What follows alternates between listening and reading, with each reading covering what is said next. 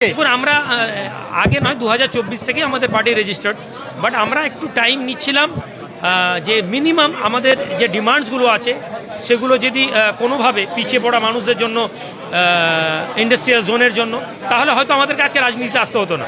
ফলে আমরা অনেকটা বাধ্য হয়েই রাজনীতি এসেছি ধরে নিতে পারেন, যার কারণে এতটা দেরি হয়ে গেল।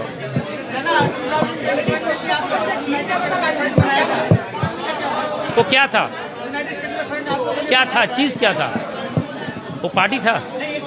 तो फ्रंट, अब उसमें फ्रंट के जो मेंबर हैं उन लोगों से पूछिए जो फ्रंट में सरकार के खिलाफ बोले, आज जो सरकार के गोद में बैठे हुए हैं उन लोग से जाके सवाल करिए। हम तो उस फ्रंट ने हमें चेयरमैन बनाया था, हमने आके यहाँ ब्रीफ किया, लेकिन हमारे जो आज जो है ये हमारा पार्टी है, इसके लाइबिलिटी हमारा है, फ्रंट का लाइबिलिटी तो पूरा हमारा नहीं था।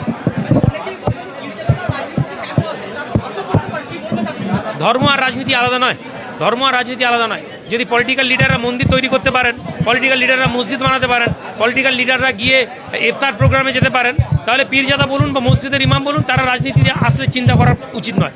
আর এটাই প্রমাণ করছে যে পশ্চিমবঙ্গের রাজনীতি একটা অন্যদিকে মুভ হচ্ছে, যেখানে রিলিজিয়াস পার্সনরা ডিরেক্ট রাজনীতিতে আসছেন। যারা ধর্মীয় গঠবন্ধনের মধ্যে ধর্মীয় আবদ্ধে থাকেন, তারা যদি রাজনীতিতে আসেন, আমি মনে করি আরও বিশুদ্ধ রাজনীতি হবে, এটা বিশ্বাস করা যেতে পারে। এর মধ্যে মানুষের কথা বলার জন্য যে প্রয়োজন থাকে, বিধানসভায় গিয়ে পিছিয়ে পড়া লোকেদের জন্য যে কথা বলার লোক থাকে, সেটা আজকের দিনে সরকারে গিয়ে যদি আমরা দেখি সেখানে কথা বলার লোক কম। ফলে বাধ্য হয়ে আমাদেরকে ওই পিছিয়ে পড়া সমাজের জন্য আওয়াজ তোলার জন্যই পার্টি লঞ্চ করা।